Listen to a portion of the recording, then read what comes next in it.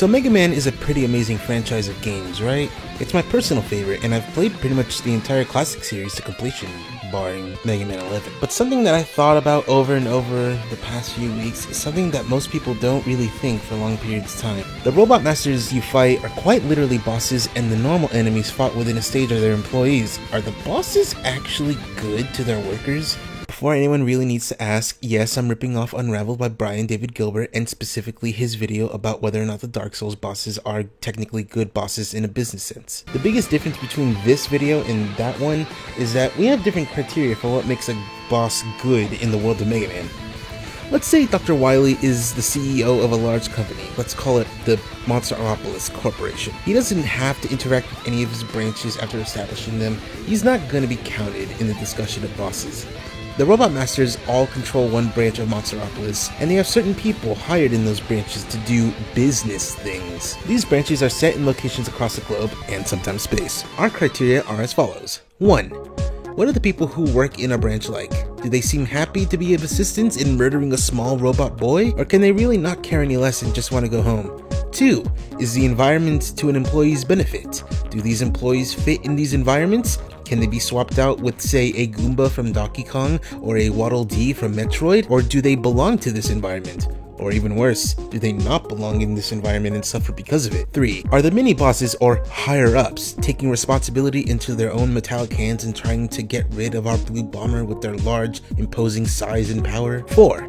Do the bosses treat their workers with respect? To quantify the question of are they respectful to their employees, we'll be going into the Mega Man knowledge base to view individual profiles for each Robot Master, where we can see how they act in terms of personality. This won't be a deciding factor about whether or not they're good bosses, but it's fun to think about. Now obviously, we're only counting Robot Masters, not the Doc Robots of Mega Man 3, not the dumb ancillary bosses from the Wily Fortress or Fortress of some other guy in that game who might be the villain, but we all know it's Wily. And most importantly of all, we're only going to be counting the first 11 games of the classic series as well as Mega Man and Base.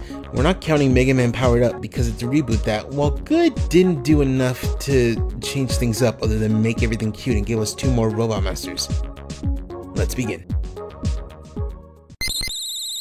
Mega Man 1 is such a quaint, almost small little game compared to the others coming later. Wily opens up 6 branches of Monsteropolis compared to the 8 he opens up in each subsequent game, and the variety of workers in each location is much smaller.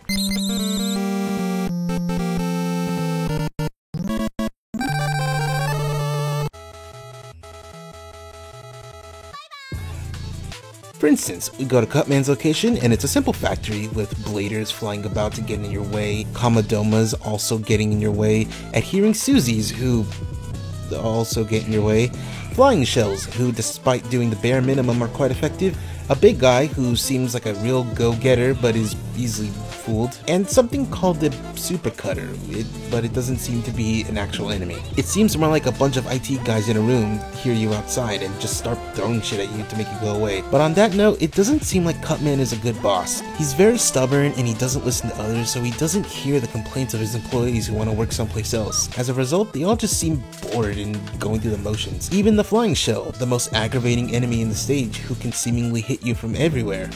He just flies in, shoots, flies in more, shoots, then leaves. The only real worker who seems to be happy working is Big Guy. I think he's a kiss ass. Also, an addendum to the rules, mounted guns, weapons, and hazards that go through one motion back and forth don't count as employees. That would be like saying the metal detector at an airport is a worker. It may do its job, it may have a nickname, it may come to your nephew's bar mitzvah, but you don't pay it. Cutman has quite a few turrets as employees, which means he doesn't fully trust his own workers to do the job, and he won't listen to any complaints about the fact that the factory seems like a random ass location for the facility, and no one except dear, sweet adhering Susie seems to fit in. Bad boss.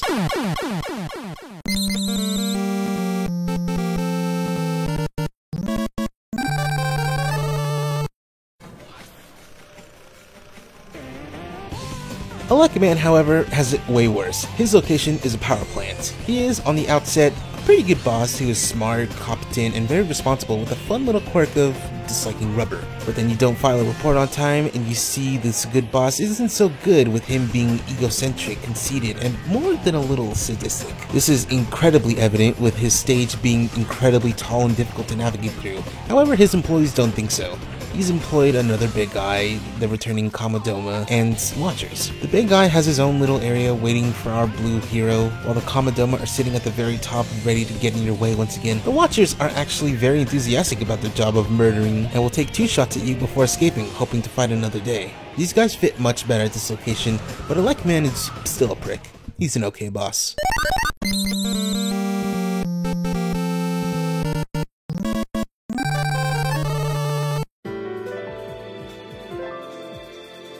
Iceman may seem like his associate Elecman with being self-centered, but it's really because he's a performer who loves playing to the crowds. He still, however, cares deeply about his friends and employees. His location is tropical, which is perfect for him and those he employed. We've got the returning favorites of Adhering Susie and Big Eye, but there are some very fresh faces in the form of Footholders, Crazy Raisies, and Pepe. The stage itself is difficult and rough to navigate through with the bottomless pits and disappearing blocks, but none of the workers really need to worry because the majority of them can just fly. Crazy Raisy can just pop off his legs and fly over everything. Adhering Susies and Big Eye don't have that luxury, but they're put far away from any kind of danger. Iceman is a good boss.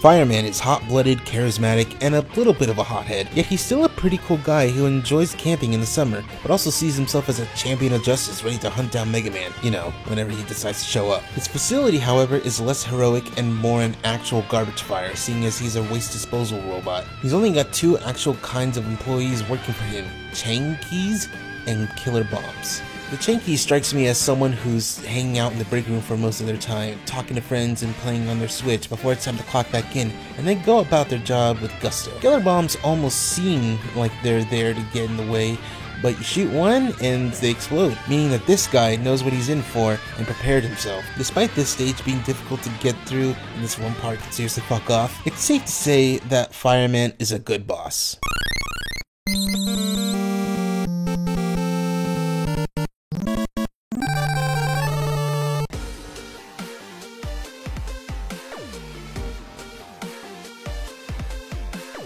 Bomb Man is an interesting case because he's not really an adult like the other first-generation Robot Masters. He's a teenager. As such, he's immature, likes wasting money, is a daredevil, blows things up on his own accord, and has an affinity for bowling. His branch is smack dab in the middle of a futuristic city, which seems incredibly dangerous to humans considering he's an explosion man. He's hired quite the bevy of employees. We've got some more Adhering Susies, Komodomas, Killer Bombs, and Flying Shells. But new to this scene is the absolute pinnacle of employees, the dictionary definition of employee of the month. The one, the only Sniper Joe.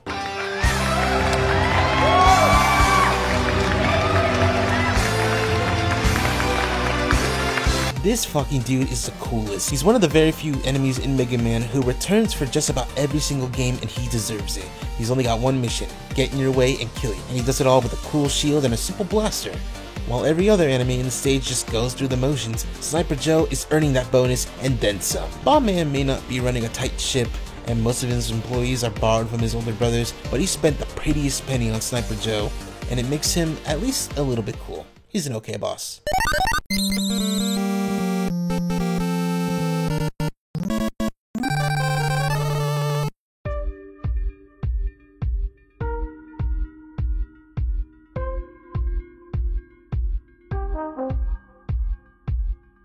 Gutsman is flat out Dr. Wily's favorite Robot Master, and it's very evident to see why. He's very similar to a typical construction foreman.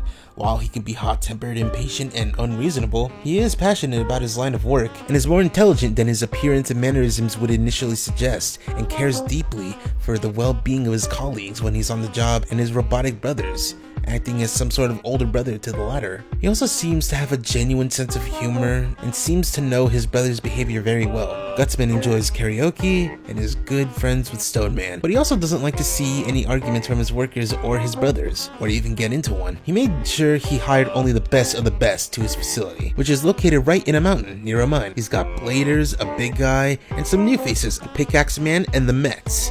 These 4 different types of employees do their job incredibly well, especially the Mets. They seem so simple and shy as they're new recruits, but they're absolutely the men for the job.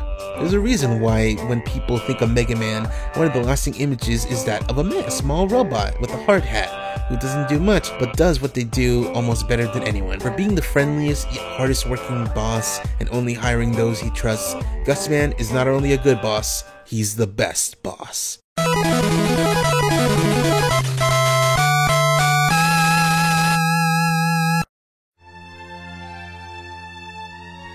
So that's Mega Man 1. It's kind of a mixed bag. But you know what? It's the first year of the Monsteropolis Corporation. They're trying to get a grip on what they're trying to do. Unfortunately, they're going to change their business model every single year after.